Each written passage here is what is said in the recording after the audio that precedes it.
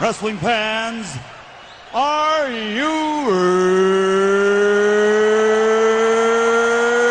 ready? For the thousands in attendance and the millions watching around the world, let's get ready to rumble! I'm back, so deal with it. Let's do this!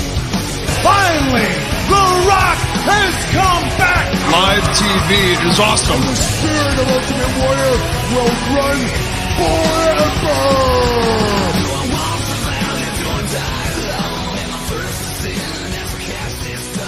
How's it going, folks? Graham, Gius, and Matthews here for June 30th, 2015. This is WrestleRant Radio. So here's the dilemma. I'm recording this on the Sunday before Tuesday, something I don't think I've ever done before. I'll be traveling for most of the week. I'll be on vacation from Monday to Friday. So it's very unlikely I'll have time to sit down for an hour and record the show on Tuesday after Raw, after Slammiversary. So I'm recording this on Sunday. I did find enough topics to talk about. Today's episode might be shorter than usual. Might be just short of an hour. We'll have to wait and see. I might ramble on and fill that hour. Time will tell. But nevertheless, though, there is a lot to talk about in regards to TNA. I do not talk about TNA too much on this show. I did at the end of last week's episode. By the way, if you haven't already, make sure to go out of your way to check out last week's show, edition of WrestleRant Radio, for my exclusive interview with former WWE star, current TNA star, Brodus, now known as Tyrus in TNA. Brodus Clay, that is. The Funkasaurus, we talk all about his time in NXT. The failed fourth season of that show, he conspired with to almost win the entire competition. His shoot promo when he got eliminated, getting to the main roster, being paired with Del Rio, that promo, how it paired him with Del Rio in the end. Management's view on him, their perception of him from his size and whatnot, how the Funkasaurus gimmick got over, how it didn't get over, why it didn't work in the end, his pairing with Hornswoggle, turning heel, going back to NXT, going to TNA, acting, doing commentary. As you can tell, it's a pretty loaded interview. So make sure to go back and check it out on last week's episode. He's a great dude. It's almost a 45-minute long interview. Had a lot of fun talking to him, and that is on last week's episode if you haven't already checked it out. So as I mentioned, today we're talking all about and breaking down TNA from last week, their live episode, which I actually did enjoy on the whole. I thought last Wednesday was a great Wednesday for wrestling. 24 hours removed from Tough Enough. I'm not going to be talking about Tough Enough here today on the show. I gave my in-depth analysis, my thoughts on it, my full review of the season premiere of Tough Enough from last Tuesday, as well as my thoughts in the 2011 season, the 2011 installment from a couple years ago, of course, as seen in the WWE Network, in a 25-minute long video blog for the YouTube channel. So make sure to go head on over to the YouTube channel, youtube.com/Graham Gius and Matthews for my latest random video blog that was posted on Friday, and much more exclusive content, including full reviews of pay-per-views that I watch on the WWE Network all summer long. I'm watching SummerSlam pay-per-views from the very first one to the very latest one from 2014, Q&A videos and everything else. So subscribe to the YouTube channel for that exclusive content. But as I mentioned, no Tough Enough talk here today. But I did enjoy the return of Tough Enough in a nutshell. I thought it was good. I'm looking forward to the return, the second episode this Tuesday or tonight or whenever you're watching this or whenever you're listening to this episode. I am looking forward to it. I think it's going to be pretty good. A lot of people are not high on the American Idol-esque format, but I think it's something that people just might have to get accustomed to over time. I know it's very much different from the last season where Stone Cold Steve Austin was the host, and he was grilling people left and right, getting the candid, giving his candid thoughts on each competitor and stuff like that. It was an awesome show, and I think this show will be awesome for different reasons as well. And the live aspect of it, the live element, where it allows the fans to kind of interact and kind of choose who they think should stay around and stick around, will be kind of making it a little bit different from the last season, for better or for worse. But like I said, though, I'm looking forward to seeing where that show goes from this point forward. I'm looking forward to the second episode on Tuesday, live on the on the USA Network. But as I mentioned before, TNA talk on tonight's episode. So there's a lot of TNA news going on right now, from last week's episode to Slammiversary tonight from when I filmed this. Like I said, this is going up on Tuesday, so it's already happened. I'm not going to be watching live. I'm working 4 to 10 tonight, but maybe tomorrow. I really have no idea when I'm going to watch the pay-per-view, because like I mentioned, I'm going to be working tonight. I'm going on vacation on Monday. We're leaving very early. and then it won't be back until Friday. I'll probably watch it at some point during the week, and honestly, I don't really care. Because like I talked about on last week's episode, there's an excerpt of me talking about it on the YouTube channel. They've completely neglected their SummerSlam, their Slammiversary pay-per-view, in that, they waited until the very last freaking minute, and I'm not a fan of that whatsoever. When it comes to WWE, Ring of Honor, any wrestling promotion, TNA, doesn't matter. I am not a fan of waiting until the very last possible second to sell viewers on a pay-per-view. That's great. If you want, that's the whole purpose of a go-home show. But you don't wait until 6 days before the pay-per-view to confirm your entire match card. You should be slowly building it over the course of a couple weeks. That's what WWE is doing going into the Battleground pay-per-view, so I commend that. TNA, even worse yet, I keep on saying SummerSlam. I'm thinking about it because it's 56 days away from when I record this, 54 days away from Tuesday, and I will be there in attendance, so I can't wait for it. I'm super excited.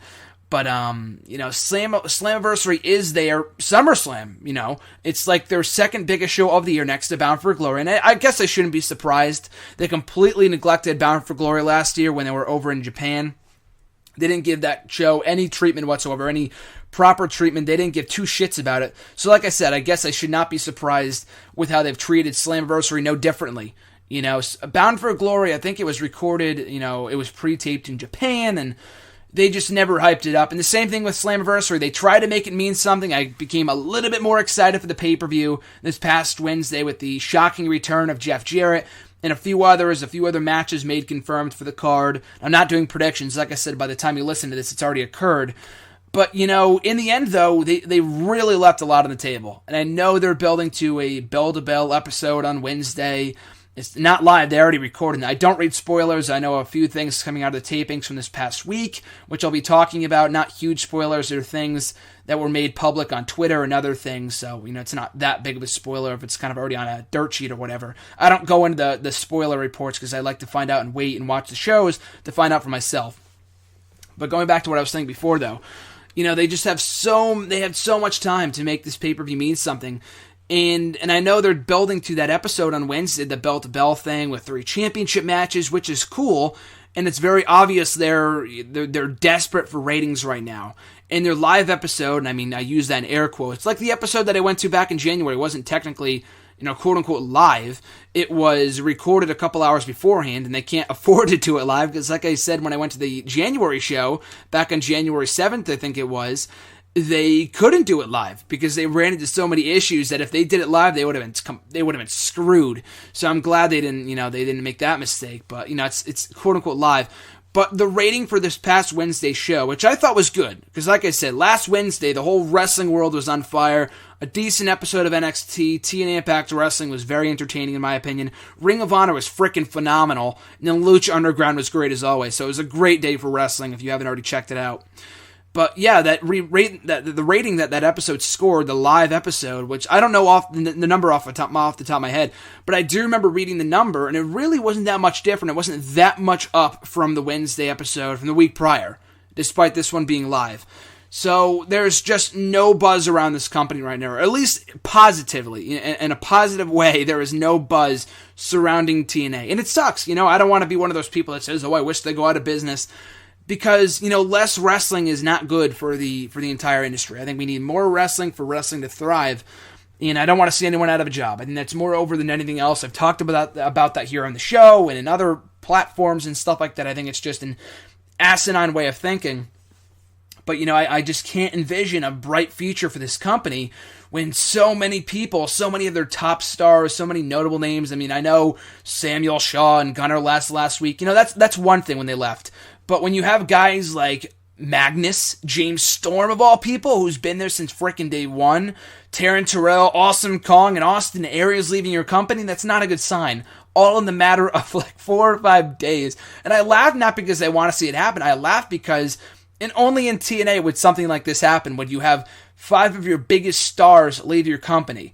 And I'll talk about it in a couple minutes as to whether I think it's an invasion angle or any bullshit that's going out there right now. I don't want to see it happen. I don't think it's happening, nor should it happen. And like I said, I'll get to that in a couple minutes. But in regards to last Wednesday's episode, of course, the biggest, headline coming out of last Wednesday's show was the return of Jeff Jarrett. I know there were rumblings earlier on on Wednesday of Jeff Jarrett not being in the building, but of there being talk of him coming to TNA, doing some cross-promotion of TNA and Global Force Wrestling, which is cool. Like I said, if wrestling organizations can work together to build to a bigger cause, because let's face it, WWE is all the way up here. I know you can't see me, but it's like through the ceiling, and everything else is so far behind. Ring of Honor is doing better, but it would definitely benefit each company if they worked together in some respect, whether it was TNA and Ring of Honor, which hate each other, but it is what it is. TNA and Global Force Wrestling, Lucha Underground, Ring of Honor, whatever it may be. The more wrestling companies that we have, working together in unison, it's better for the business. It's going to benefit both sides, like we saw with WWF and ECW back in the late 90s. Stuff like that I like to see. But, with so much politics going on nowadays and all this other shit with TNA going on at the moment, I don't foresee it happening, at least with TNA and any other company. But it does look like we might be getting some cross-promotion between Global Force Wrestling and TNA. Like I said, Jeff Jarrett has returned to the company. He left in late 2013. The founder of TNA left his own company. And as I said then, that was not a good sign. When the founder of your company leaves, that's not a good sign for the future. But anyway, that was when things kind of took a turn for the worse for TNA. Not the first time, but that was kind of a huge indicator that things would not be flying too well for TNA in the future. But anyway, like I was saying before, Jeff Jarrett is back in TNA. He made his return on last Wednesday episode after a 1.5-year absence. Now, I know a lot of people do not like Jeff Jarrett. I don't mind Jeff Jarrett as a wrestler. I enjoyed him, not like WCW Jeff Jarrett and WWF Jeff Jarrett. He was in the right spot in the card as a mid-carder, so I go back and watch those pay-per-views.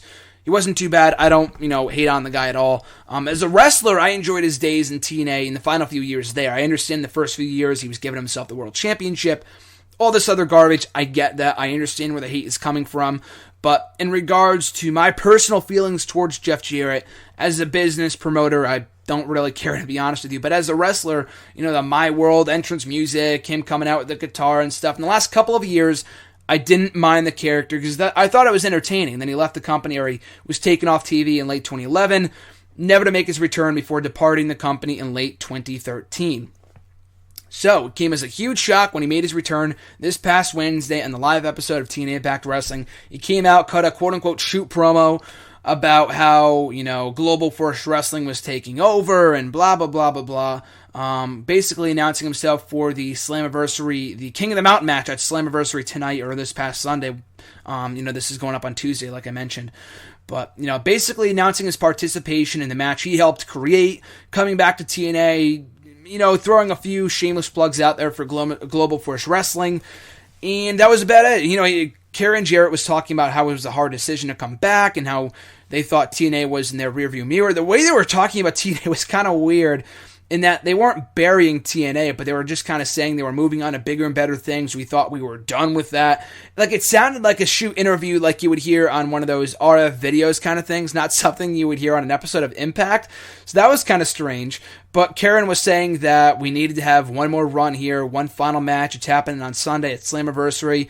I'm all on board for that. I believe from what I've been hearing that Jeff Jarrett will be at some upcoming tapings for Impact. He was not at the last couple of shows on Thursday, Friday, and Saturday, but he might be at the show tonight. I believe they might be recording another episode or another couple episodes tonight and tomorrow. I don't know. I do know at the very least, though, that he will be on a couple Impact shows in the next couple of months. But that's great. If they want to have one more run, do one more match at Slammiversary, that's awesome. I can condone that. That's cool. But the whole Global Force Wrestling invasion thing, that's interesting. I was marking out when I saw Jeff Jarrett show up on the show, because no one ever really saw it coming, because at last word, those two companies hated each other. But despite that, though, I think it's cool, and they're going to be working together. But how much good this does for the company, I really have no idea. Because as of right now, we really know nothing about the deal other than Jeff Jarrett is going into the the TNA Hall of Fame. It was announced by Dixie Carter. It was probably made official at one of the most recent Impact shows. That's cool. It's not a huge spoiler, but Dixie Carter did put it out on her Twitter. So like I said, not a major spoiler, but Jeff Jarrett is being inducted into the TNA Hall of Fame. Long overdue. I know that Hall of Fame doesn't really mean much. The company has not been around that long. But, he should have been the first one inducted. I think the first one was Sting, right? And that's cool. Angle and the Dudley Boys and Sting, they all deserved it. Angle too, and they all deserved an induction. But the thing was, was that you have the co-founder, you have the founder of the company, at your disposal. He was still under contract to TNA at that time. They didn't induct him in 2012, nor did they in 2013. So why they didn't, at that point, I really have no idea. So better late than never. So that's cool. Glad to see that Jeff Jarrett's back, doing this little thing. And as I mentioned, if they can work together with Global Force Wrestling, get something going, that's great. I don't want to see an invasion per se, but if they can work together, maybe do some sort of talent exchange, awesome for Global Force, awesome for TNA, awesome for wrestling. So like I mentioned, Jeff Jarrett comes out, does the promo, announces himself for Slammiversary, the King of the Mountain match. I guess it was going to be a King of the Mountain championship. Couldn't care less, to be honest with you. I thought the Legends Championship was total trash. And the fact they have another title coming around, maybe if it's a thing they do it on a yearly basis, that's fine. But if it becomes a regular championship, a staple of the roster, and they have it defended every week and all this other garbage, I don't care. We need less championships. We don't need more. I think the amount of titles they have right now, the X Division, which doesn't mean jack shit right now, but whatever. The X Division, the tag team, and the women's, and then the world title, that's great. Keep it at that. You don't need any more championships other than those, in my personal opinion. But anyway, though, we have that, and then, so Jeff Jarrett is back in TNA. I'll get back to the Global Force Wrestling invasion shit, in a couple minutes. But in regards to other things from that episode, we had the TNA return of Vader, who I had no idea was even in the company. I guess he showed up for a cup of coffee in late 02 or 03 or whatever it was for a brief few matches in TNA, which I had no idea about. So it was, I guess, kind of cool to see Vader. He had a one-off match with Bram, which ended in disqualification with Vader winning after Bram got himself DQ'd. And out comes Matt Morgan. Now, Matt Morgan has not been seen in TNA for the last 2 years. He's come and gone. His contract has expired so many times, and he keeps on returning. So, at this point, I don't... it was cool to see Matt Morgan. I think he's a guy that TNA never really utilized to his full potential. Same thing with WWE when he was there. But, if he's back for one match, that's fine. If he's back to do the one match with Bram at SummerSlam... keep on saying SummerSlam, at fucking Slammiversary, that's totally fine. But if he's back for the long run and they're not going to use him right, then why bother? The guy retired from wrestling. He has other endeavors right now. I know he's focusing on other things outside of wrestling, which is great for Matt Morgan, but I don't see how it really benefits him or the company if they're not going to put him at the level he deserves to be at in the World Championship picture. I talked about this in a Push to Punish article late last year, to which Morgan replied, which was really cool. And he talked about how, for a guy of his size, he should have been a bigger attraction in that he should have been used less frequently. And that was absolutely the case, and TNA underutilized the guy, and he was misused for the many years that he was there. But going back to what I was saying before, though, for the years that he was there for at least 6 or 7 years. And he competed for the TNA World title a couple of times, though he was in the brink of greatness. And I'm not saying he's the next face of TNA or anything like that. And I think he was a really good all-around talent. He was a good wrestler. His mic skills have improved immensely in the last couple of years. He cut a promo for the TNA YouTube channel after the show went off the air a couple days ago. And I thought it was a good promo. His cadence is kind of slowed down a little bit. That was kind of the biggest issue with his promos, was that he was way too fast talking. You couldn't really understand what he was saying and all these other things. So I think he has improved. He could be a top-tier player for the company if they were to use him right. But again, I honestly have no idea whether he's back for good or a one-off or what the fuck is going on with Matt Morgan. But that was a nice surprise. Like, as I mentioned, he's facing Bram tonight at Slammiversary, and you already know better than I do as to who won that match. Probably Matt Morgan. I have no idea, nor do I really care, but it's cool to see Matt Morgan back, if only for a one-off appearance tonight at Slammiversary.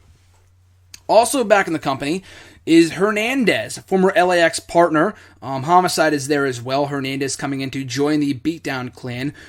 How much longer they'll be around for, I have no idea. They're having a match this Wednesday at Bell to Bell on Impact Wrestling between the Rising and the Beatdown Clan to determine which stable stays and which stable goes. So Beatdown Clan could be no more as soon as this Wednesday. But Hernandez coming back was a bigger shocker than the other two, than Vader and Morgan combined probably.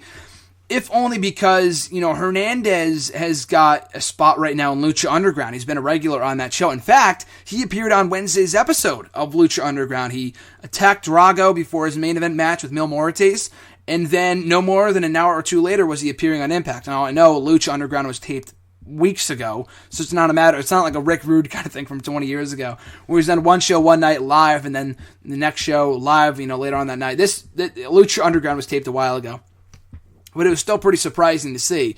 And I don't know if he's done with Lucha Underground. I don't even know if they've taped the season finale yet. I know Ultimo Lucha is on August 5th, in a little over a month, or about a month from now. So I don't know if that was already taped or what the deal is. But still, I thought that was pretty interesting to see him back, and why, I have no idea. I mean, it's cool to see, if they can reunite LAX, but if they're not going to keep around, Beatdown Clan, then what's the point? So I have no idea what's going on with him right now, or why he would opt to return when they really did next to nothing with him in TNA before he left. He was in a random-ass tag team with Chavo Guerrero for a while. I thought he's fine in Lucha Underground. Just back in TNA was kind of surprising. It's cool to see. I like a lot of these guys, but if TNA isn't going to use them right or use them any differently than they did the first time they were there, then why bother? You know what I mean? So we'll have to wait and see where that goes. But like I said, though, an LAX reunion, I would love to see that over in Lucha Underground more so than in TNA. But we'll see. We'll have to wait and see where that goes. Also on that episode, Tigre Uno winning the X Division Championship, his first title win of any kind, much less his first victory of any kind. The guy rarely wins any matches in TNA. So good for him. I like Tigre Uno. I said this at the time he was brought in. But to me, there's never going to be a next Rey Mysterio. But to me, he seemed very Rey Mysterio-esque. Not only because he was wearing a mask, but his small stature and the way he would move around in the ring. And like I said, not the next Rey Mysterio, but he could have been TNA's version of Rey Mysterio, and instead they opted to use him as an enhancement talent. So to put the championship on him after having him lose for the last 15 months was kind of a weird decision, but it's great to see him finally getting his due in TNA after being wasted for the better part of a year. The guy is really good, but in the end, does it really matter? Not really. I would be a hypocrite to say that if it did, to say that his X Division Championship win did mean something. And I've been saying this for at least the last 2 or 3 years. That X Division Championship doesn't mean jack shit. That title is absolutely worthless. And it's not because of the people that are holding it, but TNA changes that thing around like a fucking hot potato. I rant on the IC title changing hands all the time. The X Division title has gotten to the point where it's changing hands almost every single fucking week. We had Tigre Uno won it. Before that, it was vacated. But before that, Rockstar Spud won it. And before him, Kenny King, Rockstar Spud won it. He dropped it to Kenny King for 2 weeks, won it back. Why? Why even bother, Before him, it was Low Key who had it. And then Austin Aries and Low Key again. You see the pattern here? And that was like 8 people or 8 different reigns. And it's only been 6 months. That belt means jack shit. And the division means jack shit too. I know TNA does that whole rah-rah speech every summer about making the division mean something again. But honest to God, truthfully honestly speaking here, that title does not mean anything. So I'm not going to believe that the division is back to prominence with Tigre Uno as champion unless they really give me an indicator, a true sign that championship, that division is going to be brought back to what it once was. Honestly, I don't have any faith that it will be. That division back in 02, 03, 04, 05 was so freaking red hot. There was no possible way it's going to get back to that point. But even in the years that followed, in 06, 07, 08, even in 2009, the division still meant something.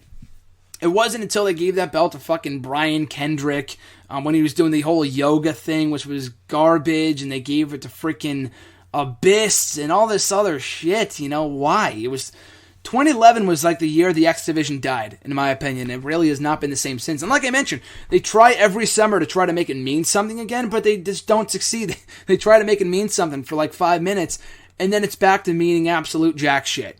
I like Tigre Uno. Good for him for winning the title, but in the end, does it really mean something? Maybe to him, which is awesome, but for the division, it doesn't mean anything. It's sad to say the company is in a terrible shape as it is, but much less the X Division Championship, or the X Division period, which was once the best part about this company, the thing that made them different, that made them the alternative to WWE, made them unique, is now a shell of its former self. So like I said, sad to see, but good for Tigre Uno, if nothing else. So now on to the biggest news stories of the week. As of Sunday, I mean, something might have changed by Tuesday. We might have had another 10 people released by the time this episode goes up on Tuesday. I'm recording this on Sunday afternoon, and right before I hit the record button, I got another notification from someone on Twitter I read somewhere, and this is from a reliable source, that Taryn Terrell, the current women's champion, by the way, mind you, and Awesome Kong are on their way out as well. That goes up to 5 people, to my knowledge anyway, that might be leaving TNA ASAP, almost immediately. So here's a list of guys that are rumored, their contracts are rumored to be up and will be leaving TNA after Slammiversary tonight. We've got Austin Aries. This has been, rumored for a while. I'll break down each one. I'll just list them off right now. Austin Aries, James Storm, Magnus, Taryn Terrell, and Awesome Kong. Now, there's something going on with Angle right now. I don't think he's leaving. I think he has a health issue. Like I said, I didn't read the spoilers. I don't want to read the spoilers. We'll find out on Wednesday whether he wins or loses. I have a pretty good idea what the result of that match is going to be with EC3. But anyway, I guess he has some sort of issue, which does not bode well for TNA. Like I said, I laugh. I laugh not because I want to see them go down, just because what are the fucking odds of all this shit going down at once? Unless it's some elaborate work, kudos to them. But if it's not, if this is legitimate, then they're in some deep, deep shit. It really sucks. But yeah, Angle, he has some tumor or something in his neck, which, wow, that blows. And that's really unfortunate if that's true. I guess we'll find out in the next couple of days, and I won't talk about that right now. But let's break down the 5 people who are going to be rumored to be leaving. If there's maybe more, like I said, maybe we find out as, this is being recorded on Sunday, By Tuesday, we might find out more people that might be leaving the company after this Sunday, after tonight. But anyway, going back to the people I mentioned before. Austin Aries, I talked about it on last week's episode. His contract has been rumored to be up for a while now, and it's supposed to be expiring this weekend. And I guess I have no idea what the results of the upcoming shows were, as I mentioned, but I guess he already wrapped up with a promotion. He's wrestling tonight, I think. Either it's Bobby Roode or Austin Aries wrestling tonight at Slammiversary. I think that pay-per-view's live, so if he's not already done, he will be done tonight. But Austin Aries, I talked about on last week's episode, is on his way out of TNA. Not surprising, do I want to see him leave? Absolutely not. The guy's amazing, but he's done a lot of what there is to do in TNA. He's a big money player. It's a big loss to TNA. Would I like to see him in WWE? Absolutely. I would love to see a lot of these people, if not all of them, in WWE. I don't think they're going to want them. But Austin Aries, though, as I mentioned in a clip for the YouTube channel, I think the perception of what a small guy can do, he's not the tallest guy in the world, of course, but he's so goddamn good. He's got the full package. He's got the it factor. He's got the mic skills. He's awesome in the ring. And I know back in 2011, I believe anyway, from what I've read, this is likely true from what I've heard. I've heard a lot of people talk about it. He tried out for the 2011 season of Tough Enough, 4 years ago, and did not make the cut. Whereas a guy like Matt Cross did, who was also an indie sensation, and he was cut pretty quickly from the show too. So even if Austin Aries made the cut, he probably would not have lasted long, because they probably wanted to go with someone that did not have much experience, or someone that was bigger, or whatever. Maybe he would have won. I have no idea. And I know Andy Levine won, and that was a fucking disaster. But anyway, I think since then, though, maybe they overlooked him because of his size. But in the last 4 years, he's come so far. I mean, WWE rather has come so far. Austin Aries too has kind of proved his naysayers wrong in TNA with all the success he's had over there. But in WWE, the perception of what an indie guy, a glorified Ring of Honor star can do has changed so drastically. You look at someone like a CM Punk, who that same year won the WWE Championship and made the product as hot as it ever was in a long, long time. You look at a guy like Daniel Bryan, who main evented WrestleMania 30 and walked out with the undisputed WWE World Heavyweight Championship. You look at a guy like Seth Rollins, who the very next year walked out of WrestleMania 31, the main event, as the WWE World Heavyweight Champion. The same thing goes for guys like Kevin Owens and Cesaro and Dean Ambrose and all these other indie-rific guys, however you want to call them. Look at all they've succeeded and how they've gotten over in WWE. Just because you're a glorified indie star doesn't mean you can't make it in WWE. That's kind of the perception of that kind of changed with CM Punk all those years ago, and with this pipe bomb and whatever else. I think it really did have a direct impact on the future and the quote-unquote change that was brought to WWE for a short time anyway, but it had lasting impact. It had a long-term impact on the industry in WWE anyway. that a Ring of Honor guy or a smaller guy that doesn't fit the typical mold of a WWE superstar can be successful in WWE. So that being said, do I think an Austin Aries could flourish in WWE? Absolutely, if not NXT. I think it's well worth a shot. I don't know if they would give a look at him. But the thing is that the report, and this is all speculation, nothing is set in stone, as we know when it comes to the internet, that WWE had no interest in anyone in TNA. The current roster as of a couple months ago. I know they took in Samoa Joe, but that's because Triple H has had an interest in Samoa Joe for a while now. Everybody else, maybe with even Kurt Angle as a guy they didn't want back. They did kind of want him back, but not at the schedule he was offering them, and they said no, we're not doing that for whatever reason, which I think is bullshit. But anyway, they didn't take back Kurt Angle. Maybe a Jeff Hardy when he's done in TNA. I could see him coming back to WWE. It's a matter of when and not if, I think, with Jeff Hardy. But anyway, with the other guys though, I think, and they don't want an Austin Aries or they don't want a Bobby Roode, and they already have enough talent as it is in NXT. They might want to continue to load up on talent, but they might not want anyone from TNA because they already have so many stars as it is in NXT and in WWE. They're not utilizing all their stars and all their the rookies with potential, but they already have a lot of great talent, a lot of big names right now in NXT and in WWE. They're not going to pick up everybody who leaves TNA. That's kind of a guarantee. But still, I think Austin Aries is a guy that's worth a look. James Storm has been with TNA since day one, so when he leaves the company, much like Jeff Jarrett, it's really seen as, wow, this, shit's going down. This is getting real. James Storm, I've always been a huge fan of. I think the guy is great. He's got the full package. He's got the mic skills. He's got the in-ring skills. Loved his time with Bobby Roode. But even as a single star, in the last couple of years, since he broke away from Beer Money and Fortune and America's Most Wanted, all that kind of tag team stuff, sans the stuff with Gunner from 2013, he's really shown a lot of potential as a breakout star, as a single star, as both a babyface and a heel. I was always really disappointed. I'm now even more so disappointed. He was never given another run with that World Heavyweight Championship. James Storm is such a great talent that they've completely wasted and neglected in the last couple of years. I mean, back, right after he broke out as that babyface, did the whole feud with Bobby Roode, which was great. A lot of people thought, myself included, thought he was winning the Bound for Glory series that year, and he didn't. But they still had a star on their hands. They wasted him. They put him in the tag team division. It was a complete clusterfuck. And the Revolution shit, which was not that great, and kind of a waste of his talents, because they put him with a bunch of bums and Abyss and Sonata. It's not as good, but Manic and Koya, I don't care, So the Revolution was a kind of a bomb. But he worked well in the role, though. The material was kind of very, very Bray Wyatt-esque, very Wyatt family-esque.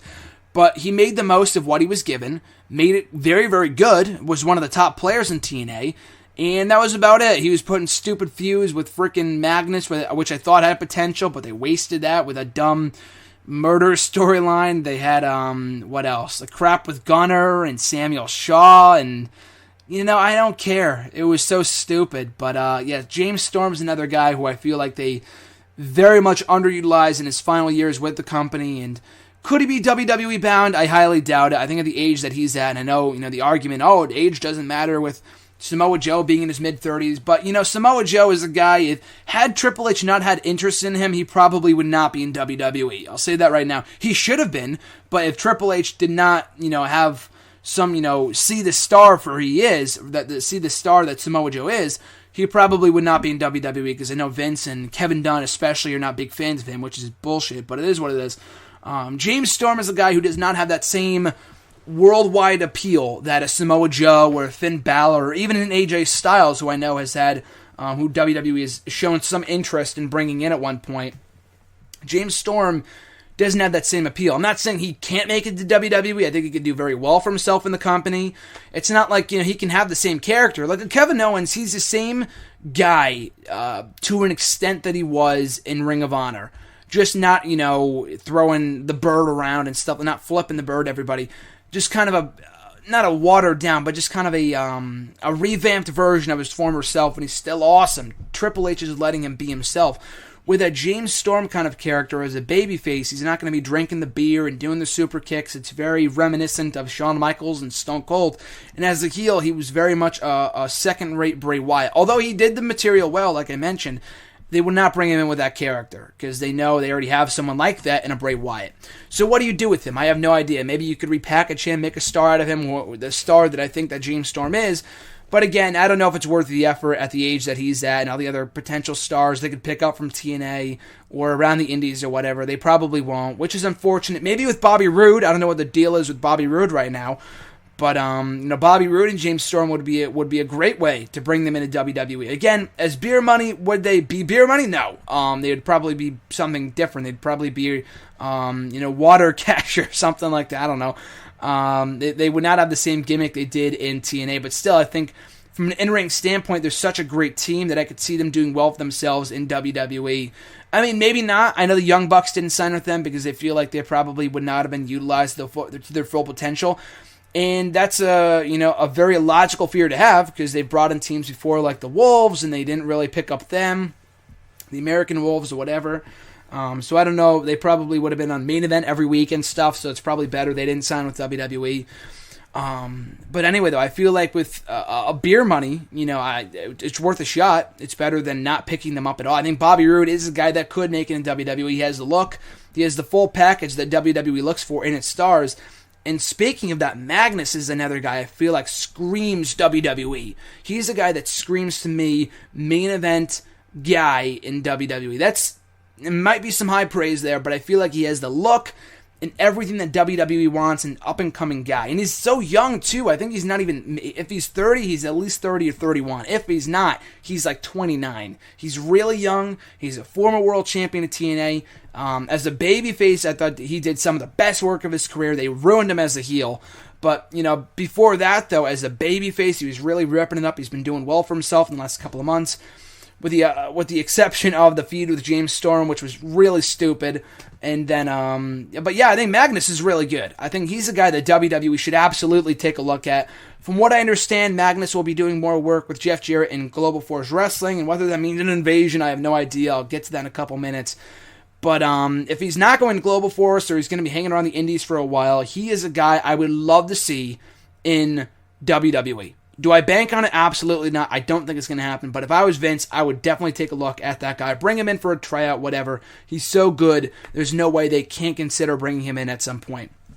Now, for the women, like I mentioned right before I hit the record button, I read another report that said that Taryn Terrell, formerly known as Tiffany in WWE, and Awesome Kong, formerly known as Karma in WWE, are also on their way out of TNA, which is surprising considering both of them will be involved in a Knockouts Championship match next week on TV. Now, that was already recorded, I believe, for next Wednesday, and I have no idea. Maybe Brooke wins. I don't know. I don't really care.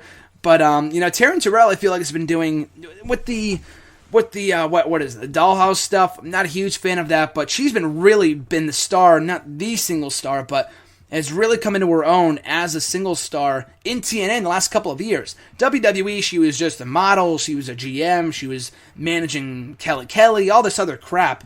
And she probably wasn't as good in the ring as she is now, but in working with ladies like Awesome Kong and Gail Kim and all the other Madison Rayne, all the other talented women that TNA has in their talent in their women's division, their Knockouts division, she's really improved. Like I went to the TNA show last August, and I think it was her and Gail Kim for the Knockouts Championship, and it was one of the best 3 matches, if not the best match of the night. I thought it was awesome. If WWE would take another look at bringing her back, maybe. I think, she's been there before, and the only real reason she was taken out was because, I don't think it was an attitude issue, it was probably because of the domestic dispute thing with Drew McIntyre from the summer of 2010, which ultimately cost him a push in WWE. But other than that, though, they probably would have kept her around. And now that she's improved in the ring, I see no reason why they can't add her to their women's division in WWE or NXT. They could bring her back as Tiffany if they wanted to. Same thing with Awesome Kong. Bring her right back in as Karma. Why they never took a second look at her after they got rid of her in 2012, I'll have no idea. Now I was shocked. I was really pissed when they got rid of her in the summer of 2012. But from my understanding, it was a mutual thing. I guess WWE thought she either had an attitude issue, which is garbage. I've never met her, but it seems like she's like one of the nicest women in the world. And the fact that she wasn't ready to come back, she wasn't losing the weight that she was supposed to. That was after she had her miscarriage. So it was not a good time. I understand why it happened. I wasn't happy with it at the time. But why they never gave her a call back, a year later or, last summer. I was hoping she was going to be brought in as the heavy for Stephanie McMahon. and it never came to fruition. When she came back to TNA earlier this year, I was shocked out of my mind. I never saw that coming. I was marking the fuck out when she showed up in the middle of the ring, or the sixth side of the ring, or whatever. The first episode of TNA earlier this year, it was awesome. It was the best moment of the entire night. And, she's come back for a couple months, and she's only been back for 5 or 6 months. She's already on her way out. So, like I said, maybe they're setting up some sort of invasion, which I'll get to right now, but if not, they're really just missing the boat on a lot of these guys. It's not like they're losing Zema Ion and Crazy Steve and Manic. They're losing top-tier names here, people. They're losing former world champions. They're losing 3 former TNA World Heavyweight Champions, and 2 former, or current, rather, in Terrell's case, 2 former Knockouts champions, the 2 very best that they have. They have Rebel around, they got Crazy Steve, but who gives a fuck if you're losing all these other top-tier names? It makes no sense. But going back to what I was saying before, though, the Global Force Wrestling invasion. Now, this has been rumored since Wednesday, and a lot of people are thinking, because they're losing all these big names, it might be setting up them going to Global Force, and then coming back and invading TNA. I do not want to see that. I've talked about this in #AskGSM, and WWE, TNA, WCW, they're all different beasts, so maybe TNA would do an invasion differently, but honestly, I'm done with heel factions in TNA. I'm so freaking done.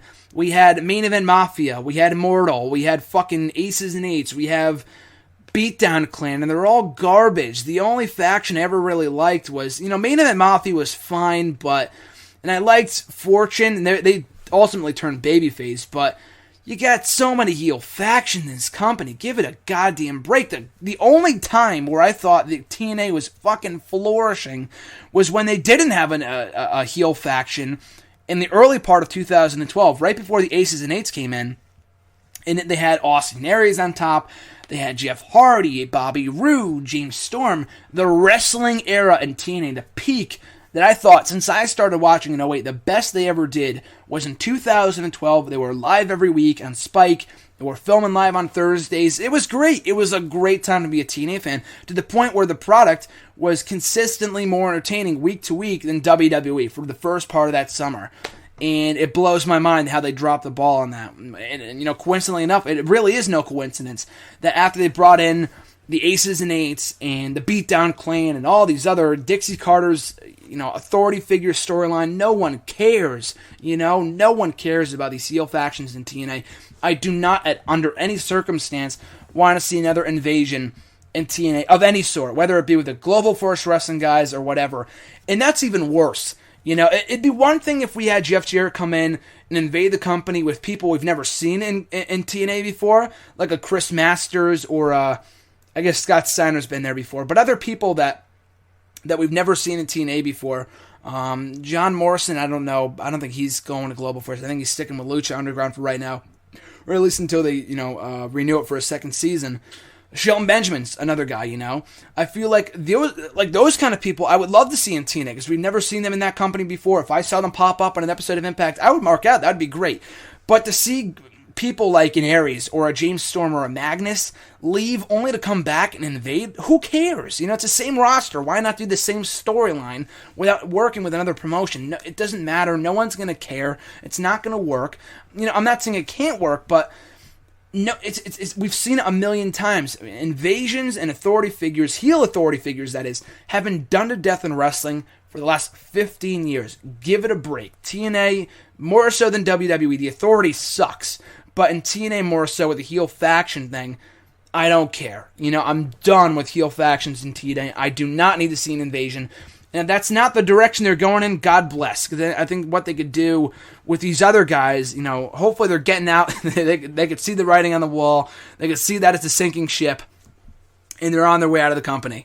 But the invasion thing, I thought was comical. I do not want to see an invasion with the Global Force Wrestling guys. It's cool. As I mentioned at the start of the show, they might be working with Global Force and Jeff Jarrett. Better for TNA, better for Global Force, better for wrestling.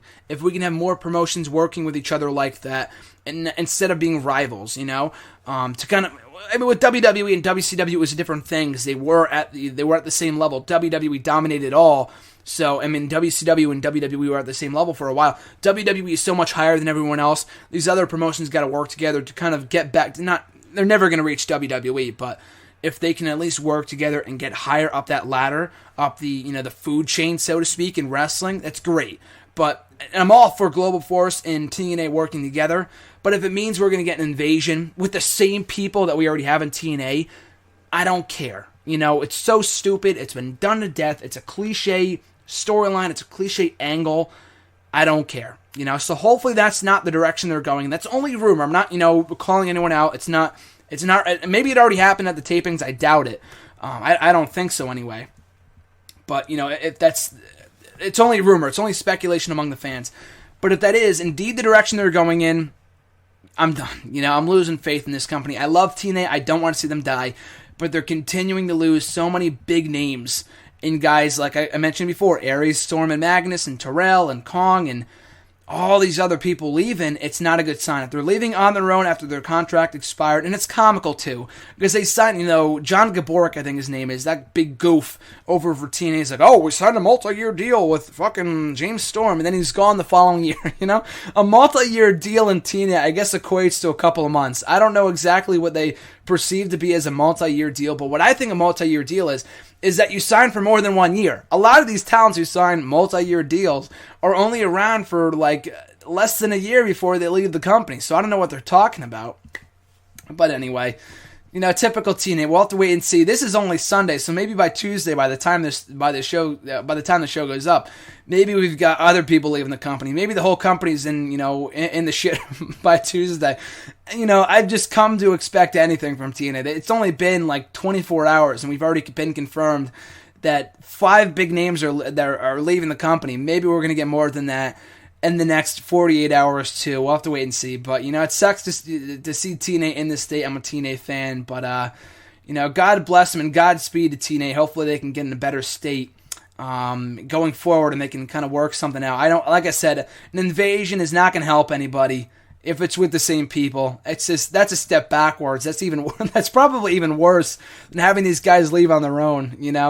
TNA is in a bad shape. Like I said, good luck to them, but it's not looking good.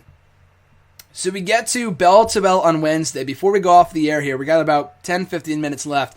I just want to talk about this real quickly. And now this is a very TNA-oriented episode, but there's been a lot of TNA in the news this week, and I rarely ever talk about TNA here on the show, so I thought I would dedicate a whole episode to TNA this week, considering I have not watched Slammiversary yet, or Monday Night Raw, or whatever.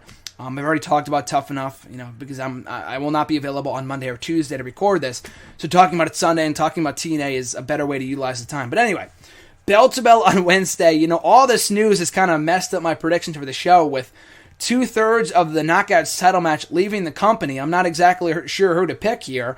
But so far we have, I believe, 4 matches confirmed for next Wednesday. We've got, for the TNA World Heavyweight Championship, the defending champion Kurt Angle taking on the undefeated Ethan Carter III. EC3 has to win. If they make him lose, what a waste.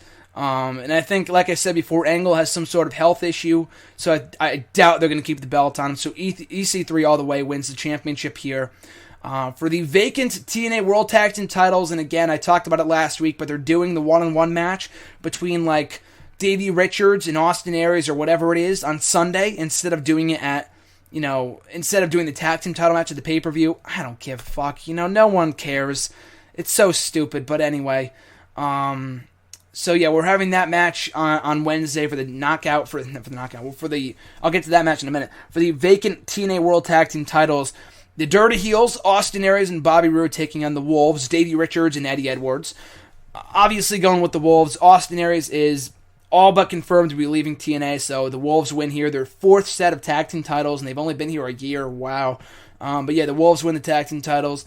Up next for the Knockouts Championship, Taryn Terrell defending against Brooke and Awesome Kong in a triple threat. They've already broken the record. Taryn Terrell has already broken Gail Kim's record as the longest reigning Knockouts champion in TNA history, so good for her. So basically, it's anyone's game here. It's anyone's guess as to who comes out of this thing with the championship. And it really doesn't matter. Like I said, and maybe they already knew before the tapings that both Kong and Terrell were leaving. They put the belt on Brooke.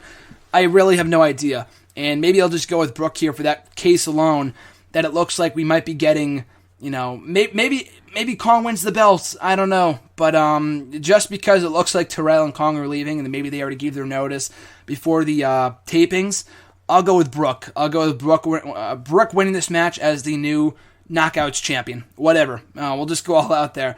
And for the final match, it looks like we're getting the Rising versus the Beatdown Clan in a 3-on-3 match. Originally, it was supposed to be 4-on-3, with the Beatdown Clan consisting of MVP, Kenny King, Loki, and Hernandez. But Loki has since left the company as of last week.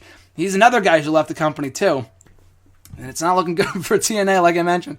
So now it's 3-on-3, and the loser of this matchup will get both stables, or will get one stable disbanded. But as you can probably tell, what I want to see happen in this match is that we get a no contest or something, or a double DQ, and then both teams are losers, and we get both teams are disbanded. The Rising suck. I hate to say it. I gave them a chance at first, but they just suck. Micah's not good. I never gave two shits about Camacho in WWE. The other guy's a fucking asshole. He was a jerk to Kevin Owens on Twitter or something. He has shown me nothing. He's got a good look, but there's a reason why WWE got rid of him. And they're not always right. Just look at a guy like Derek Bateman, but in his case, there's probably an attitude issue or some stupid shit he said on Twitter, so there's probably some correlation there. But that guy's a goof. And then I love Drew McIntyre. I love Drew Galloway, but he's so much better on his own. The whole gimmick of the Shield thing and the anti-authority and we're rising up for wrestling. What does that even mean? What does even stand up mean? Just do away with the Rising. Do away with the Beatdown Clan too. They're trying to go off of the KKK by making the Beatdown Clan the Beatdown Crew. They don't even know what the hell they are. And I love MVP. It's the same thing though. I like Kenny King. I like MVP. They're a good. Make them a tag team, but Hernandez does not need to be back. He's doing just fine for himself in Lucha Underground. And then Loki's gone, so God bless him for leaving when he sees the writing on the wall. But yeah, I would love to see both teams disband. And like I mentioned before, I'm so done with heel factions in TNA. I don't really care about the Beatdown Clan. I don't care about the Rising. This feud has sucked. Hopefully we can get both teams losing. But if I had to flip a coin and they had to pick a winner, we're probably getting the Rising going over here because Loki is gone, so they're probably going to disband that group. Maybe they win. I don't know. I would love to see just both stables disband, but in a perfect world. But I'll go with the Rising winning here. And those are my predictions for Wednesday's show, for Bell to Bell. I don't know, they already taped it. I have not read the results, and I know all these departures and stuff maybe have played a difference, played a factor in the results of these matches. I have no idea, and we'll have to wait and see. But yeah, in the meantime, though, I am looking forward to the show. Despite all these negative reports coming out about TNA and all the people leaving and everything else, it's not looking good for TNA right now. God bless them, like I said before. But this show, the Bell to Bell show, why these matches are not happening at Slammiversary, I guess because they want ratings, but that's not the way it works. Don't even hold a pay-per-view in that case, because no one's going to buy it. No one cares about your company right now, so just stop embarrassing yourselves. But this show, though, it looks like it could be good. I'm looking forward to Angle and EC3, and the tag team title match could be great, although the winners are just kind of, it's already been kind of, it's a foregone conclusion as to who wins. The Knockouts title match could be good, and the Rising and Beatdown Clan, I don't care about at all. But the show on the whole, though, could be enjoyable, and I'm looking forward to it on Wednesday night. So finally, before we close off the show here in the final few minutes that we have left, we are pretty much at the halfway mark. Today marks the halfway point, the midway mark of 2015 in wrestling. And I think, for WWE anyway, it's been a great year. For wrestling mostly, other than TNA, I think it's been a great year.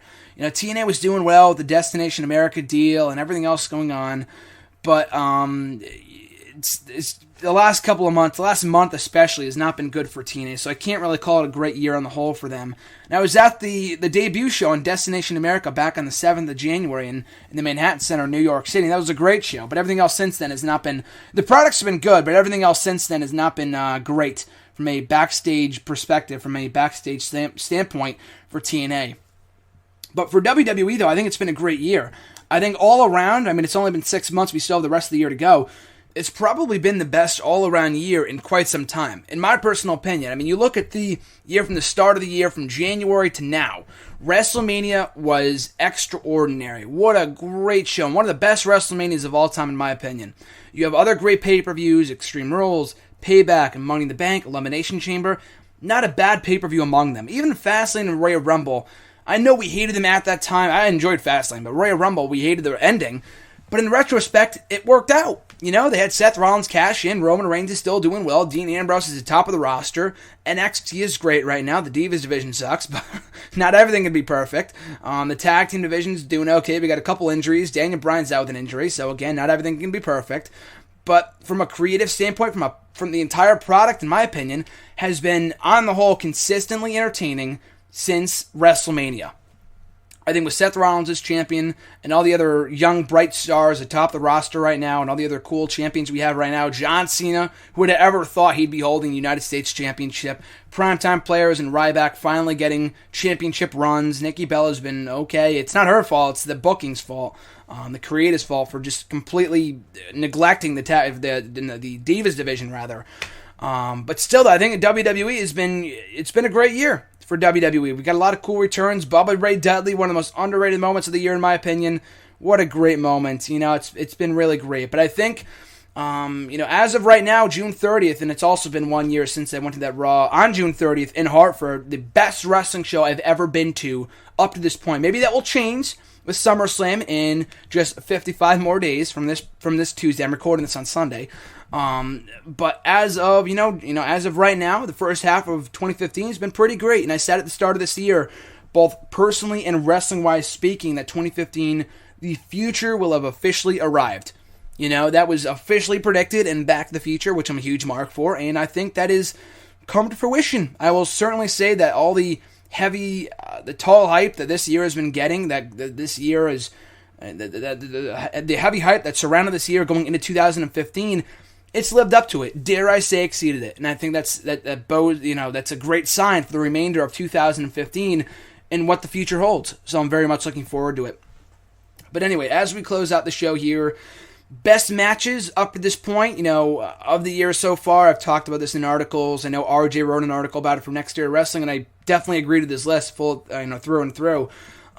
Best matches up to the year up to this point. Love the Ambrose and Rollins matches, the triple threat title match of the Royal Rumble. Best match so far of 2015, in my personal opinion, would have to be Owens and Cena from, you could say from Money in the Bank or Elimination Chamber. Both were phenomenal. It doesn't really matter. I'd go with the Elimination Chamber one because it was the first time ever. It's hard to beat that, that special mystique factor about it. But, I'd probably say that was the best match so far this year. The triple threat title match with Brock, Cena, and Rollins. Oh, don't even get me started. Just fantastic stuff. That's probably my second best match of the year.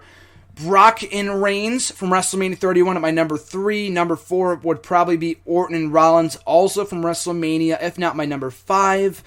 The NXT matches with Owens and Zayn, and also the women's matches, that Fatal 4-Way in February was great. Sasha Banks and Becky Lynch, a great match again. So many great matches. And Roman Reigns versus Daniel Bryan from Fastlane was also phenomenal. So you can, mix and match those matches, and you wouldn't be wrong. We've had so many awesome matches so far this year, and I'm really looking forward to seeing what else this year holds in the months that remain of 2015. And that, folks, will wrap up this week's edition of WrestleRant Radio. Thank you for listening. I guess all that TNA talk filled up the hour after all, that ranting on TNA's current state. And as I mentioned, maybe something changed by Wednesday. I have no idea. But I will be on vacation this week. I have all the videos and everything else pretty much set up. I recorded #AskGSM today. That should have already been up on Monday. The WrestleRant video for YouTube reviewing 1993 SummerSlam, that should be up on Tuesday too, bearing any sort of change. Just kind of getting set, and some articles may not be up on time and stuff this week. Just kind of depends on what my schedule kind of shapes up to be. I really have no idea. I really have no set in stone agenda of what I'm going to be doing in New Hampshire this upcoming week.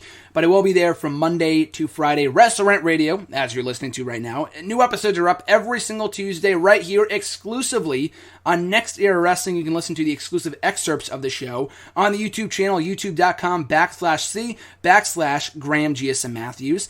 Also, you can find me on Twitter at WrestleRant, on Facebook at facebook.com/Graham.GSM.Matthews. And that's about it for these shameless plugs, I believe, for where you can find me on social media.